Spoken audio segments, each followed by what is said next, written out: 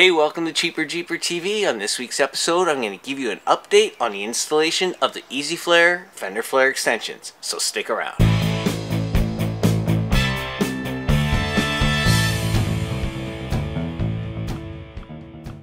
Hey, welcome to Cheaper Jeeper TV. I'm Dino, your host. Glad to see you here.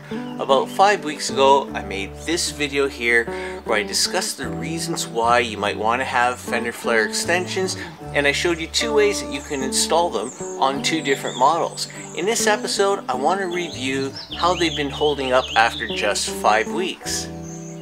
If you look at this footage here, this is my friend Doug installing the 1-inch Fender Flare, and he happened to have the plastic rivet tool and some plastic rivets, and so he thought he would try installing the Fender Flares not only with the 3M tape provided the way I installed my 2-inch Fender Flares, but he also used some plastic rivets to hold it in place a little more securely.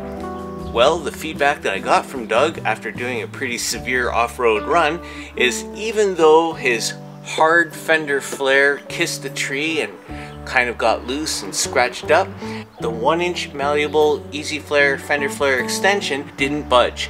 His is installed using the plastic rivets, and in my subscriber tip segment of this video, I've got a little tip about that. But as you can see in his footage, his Fender Flare extensions are still intact, even though they got rubbed up against the tree. Because they're malleable, they didn't get damaged at all. And he believes because he used his plastic rivet tool in addition to the 3M tape that came with the Fender Flare, that's possibly why his are still intact. So that's good feedback for people who are wondering how they would hold up off-road, because as you can see in Doug's example, even though he brushed up against a tree and his hard fender on his Jeep got a little damaged, the EZ Flare extension is in good shape. So now let's have a look at the 2-inch Fender Flares that I installed on my Jeep and discuss how they've held up. I have to admit, the feedback I've been getting about these Fender Flares has been amazing. Everybody who sees it loves it.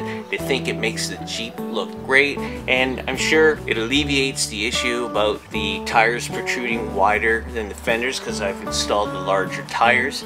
So overall, I'm really satisfied with the positive feedback I've been getting from others, and I really like it as well. As we have a close look here at the front passenger side Fender Flare, it seems to be holding up pretty well. I haven't taken it off-road, but it's holding together and looking good. Here we have the front driver's side Fender Flare, and it's just like the front passenger side. It's holding together well and looking good.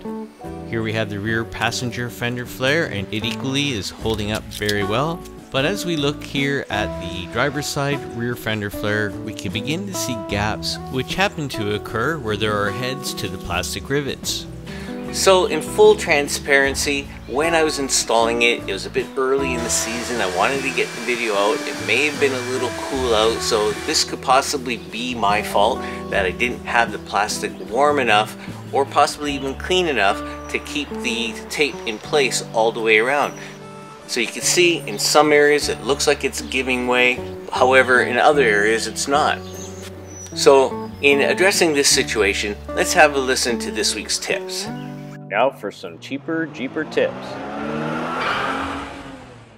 So in the tip segment of this video, what I'd have to say is make sure, of course, that it is above 70 degrees, that you use some isopropyl alcohol to clean the plastic, and make sure that your contact point is nice and warm and nice and clean to make sure you have the best adhesion possible.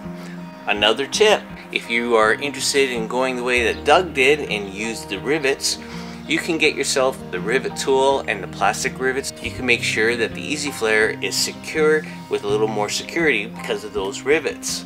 But that leads me now to 2 subscriber tips that also would help in the installation of the EZ Flares. Let's have a listen. And now for subscribers tips. So here's a couple tips that you'll find helpful when you install your EZ Flares Fender Flare extension. Hey Cheaper Jeeper TV, I also use black silicone sealer to help the ends stay attached. Signed, Dave. I know this is a tip we covered before, but it does seem helpful to show it again in this video, and this is part of the EZ Flare that Dave is referring to right at the end here. So thank you very much for that tip, Dave. And here we have a tip from Len. Hey, Cheaper TV, a plastic rivet. It requires a special tool. I drilled the holes larger and used heavy duty push pin style pins, like the ones that hold the grill across the top of the engine bay. Signed, Len. That is an excellent tip for those of you who don't want to use the plastic rivets in a plastic rivet tool. You could just drill a little larger hole and use the push pin types of rivets and get the extra security of having the rivets in there as well. And if you have any tips that you'd like to share, please feel free to put them in the comments section below, as they may make it in an upcoming episode. Hey, that's it for this week's episode of Cheaper TV. I hope that you found it helpful, and if you did, how about giving the video a thumbs up? And if you're new to the channel, please feel free to click on the subscribe button right over here and the alert bell so you'll be notified when the next video is released. Until the next time, I'm Dino for Cheaper TV. Be well, stay safe, take care.